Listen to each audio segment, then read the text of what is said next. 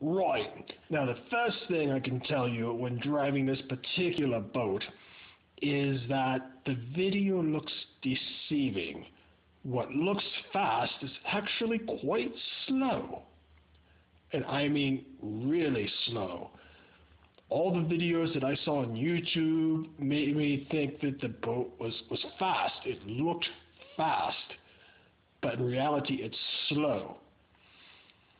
At wide open throttle, it somewhat steers okay. At low throttle, it hardly steers at all. At medium throttle, it steers fairly well. What this tells me is that although the motor was a 3650 size motor, which should give it plenty of power to go through the water, it isn't exactly enough kilovolts at 1520. The 3S LiPo should have been enough to power this boat a lot faster, at least I think that it should, even though that it didn't.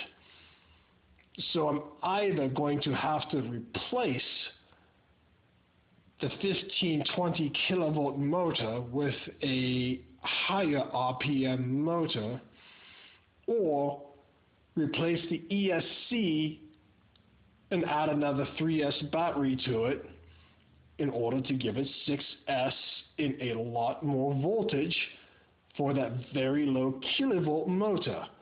I don't know, seeing as how this is my first aquacraft, which is the way to go with it. So I'm very open to suggestions on this. And it's time to experiment, as this is just the very beginning of very abnormally warm weather here in March. So I'll let you get back to viewing the video of the boat.